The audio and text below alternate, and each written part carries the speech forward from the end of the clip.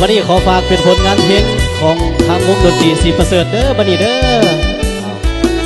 เป็นเพลงเปิดงานเนาะเป็นเพลงที่ว่าแต่งมาใหม่ๆสดๆฮ้อนๆมาให้พี่น้องได้ฟังน้ำกันเบิ่งมื้อนี้ว่าสิเปลี่ยนแนวใดเนาะ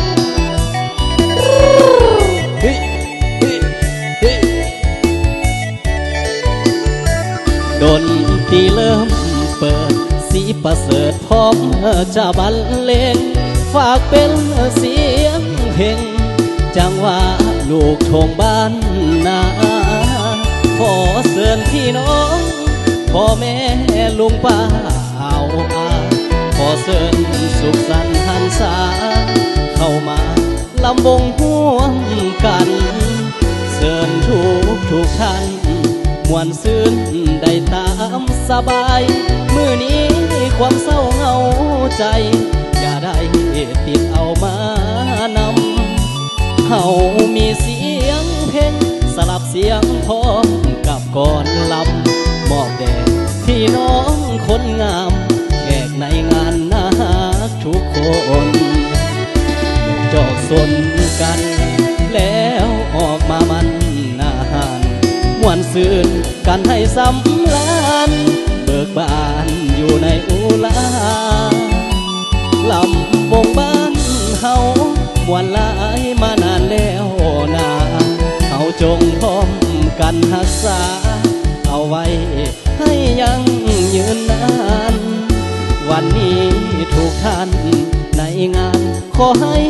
โชคดีให้ถือหวยรวยลอตเตอรี่เป็นเศรษฐีมีเงินทุกคนขอบใจพี่น้องที่สวยให้ความการุณสีประเสริฐขอจำบุญคุณเจ้าภาพใจบุญหนุนนำคำสู่เอาขอฝากเด้อพี่น้องเด้อฝากทางวงดนตรีสีประเสริฐเด้อออกพรรษานี่ผู้ใดมีการมีงานฝากจับจองไว้เด้อพี่น้องเด้อติดต่อทางอาจารย์ใหญ่สีประเสริฐเนาะรับรองว่าบริการถูกใจแน่นอน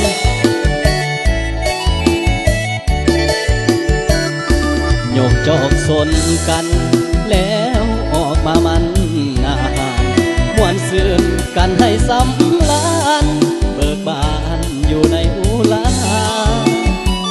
ลำวงบ้านเฮามวนหลายมานานแล้วนาเฮาจงพร้อมกันรักษาเอาไว้ให้ยังยืนนานวันนี้ทุกท่านในงานขอให้โชคดีให้ถือหวยรวยลอตเตอรี่